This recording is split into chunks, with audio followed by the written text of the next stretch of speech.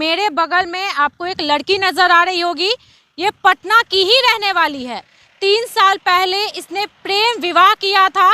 सासू माँ और ससुर जी बहुत टॉर्चर किए। 3 साल बाद इनके पति, सास और ससुर के द्वारा 80 लाख रुपए का डिमांड किया गया और एक फॉर्च्यूनर गाड़ी का।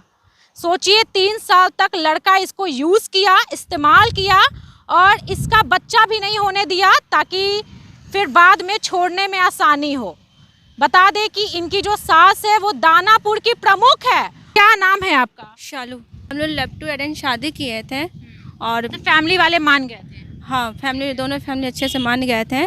फिर उसके बाद शादी किए, साथ में हम लोग अच्छे से रह रहे थे।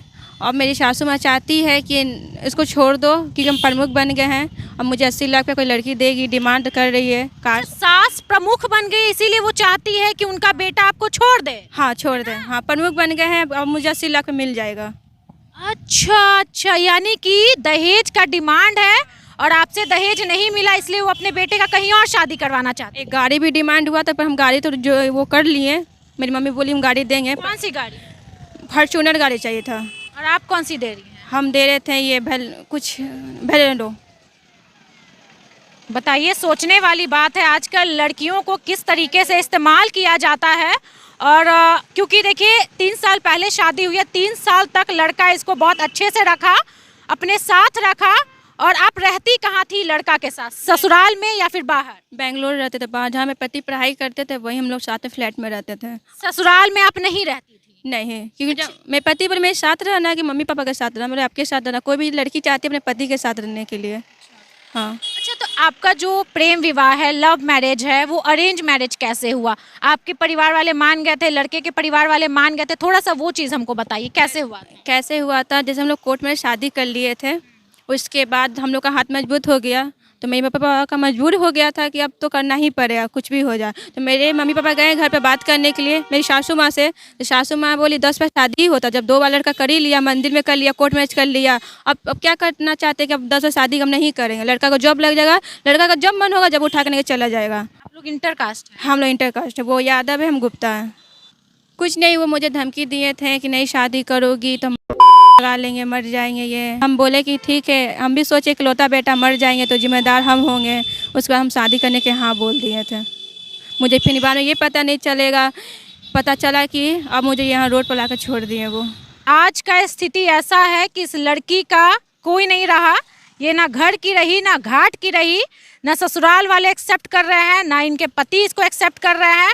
और अब ये अपने मायके कितने दिन तक रहेगी, मुझे ये जवाब चाहिए। लड़का क्या करता था कि आप शादी की? लड़का पढ़ाई करते थे, इंजीनियर का बीटेक कर रहे थे। उस समय स्टूडेंट? हाँ, वो स्टूडेंट थे, वो जॉब भी करते थे। आपने ये नहीं कहा कि भैया ठीक है शादी करोगे तो चलो पहले कुछ काम कर लो, कुछ कमा लो, उसके बाद शादी करना? मैंने बोले तो वो बोले कि हम जॉब करेंगे तुम्हारे लिए। वो जॉब करेंगे? हाँ, तो वो जॉब भी कर रहे थे, 2 महीना जॉब भी किए हैं वो। बहुत बुरा हुआ है, ये चीज़ तो मानना पड़ेगा। हाँ, कहीं ना कहीं गलती आपने भी की है। हाँ, गलती यही की है कि मैं शादी करके गलती कर दी। भरोसा की है लड़की? भरोसा बहुत किए थे, मुझे आज भी भरोसा है मेरे पति पर। मेरे पति नहीं किए, वो साइन भी जो डाइवोर्स का फाइल किए हैं वो साइन मेरे पति का नहीं है। मतलब डाइवोर्स फाइल लड़का कर दिया है? हाँ, डाइवोर्स फाइल तो किए हैं। 4 तारीख को पटना है, 5 को वो डाइवोर्स कोर्ट में अप्लाई किए हैं। बताइए, जो शादी पहले से रचा हुआ था ना। को लग रहा है कि आपके पति आपके साथ रहना चाहते हैं? हाँ, मेरे पति रहना चाहते हैं। पीछे का जो प्लानिंग है वो किसका है? मेरी सासू माँ ससुर जी का हाथ है। वो पैसे के लिए ऐसा कर रहे हाँ, हैं? पैसे के लिए। मतलब आपको लगता है कि आपकी सास अब प्रमुख बन गई है तो उनको दहेज मिल जाएगा बेटे के नाम पे 80 लाख और फॉर्च्यूनर, इसीलिए वो चाह रही हैं कि हम इस अपनी बहू से पीछा छुड़वा दें? हाँ, वो चाहती है कि छोड़वा दे। खुद गच्छी हुई तो वो हमको धमकी भी दी है, तुम्हारा आज नहीं तो कल तुम्हारा घर बर्बाद करके छोड़ेंगे। छोड़ दी, मेरा घर बर्बाद कर दी। वो कहती थी आप? हाँ, कहती थी, अब मेरा घर बर्बाद कर दी वो। कहीं का नहीं रहे, क्या ऐसा गलती कि पति से मिलने लायक भी नहीं है। मेरे पति को मिलने भी नहीं देती, नहीं बात करने के लिए देती है। मेरे पति से सिम वगैरह सब चेंज करवा दिए। एक बार मिले भी थे मेरे पति छठ पूजा में, तो मेरे ससुर जी, जो वही ससुर जी मेरा मुझे आशीर्वाद दिए, वही ससुर जी मुझे धक्का दिए।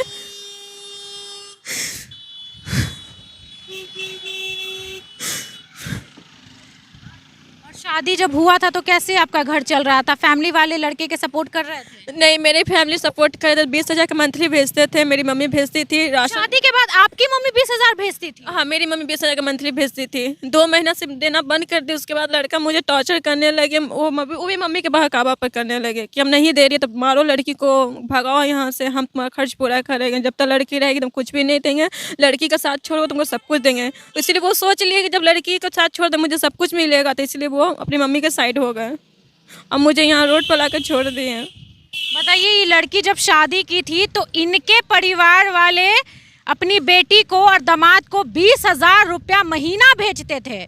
जब तक पैसा भेजे तब तक इनका घर अच्छा चला, पैसा भेजना छोड़ दिए तो इनका घर टूट गया।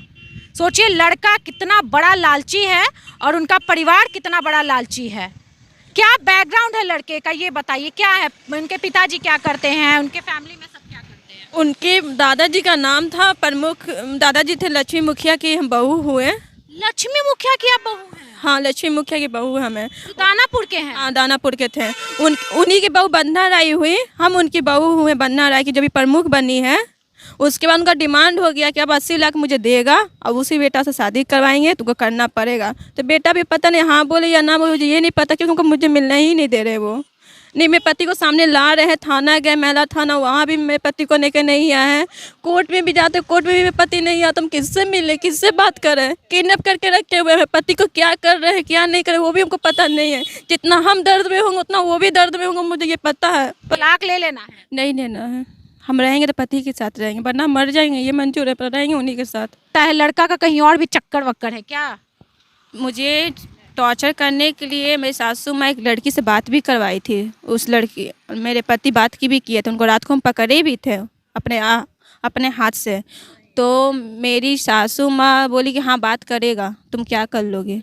लड़की में क्या कमी है मुझे तो नहीं नज़र आ रहा। खूबसूरत है, प्यारी है, पढ़ी लिखी है, अच्छे घर से आती है, अच्छे से रही है अपने पति के साथ, और आज बेवजह रीज़न तक नहीं पता है लड़की को कि मेरा पति हमको क्यों छोड़ रहा है, क्यों हमको तलाक दे रहा है।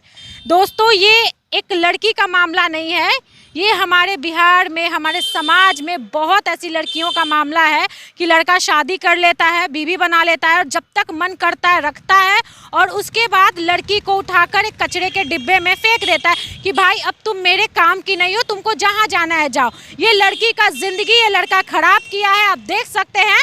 और ऐसे लोग हमारे समाज में हैं, और लड़के के परिवार वाले, माता पिता इसका सहयोग कर रहे हैं।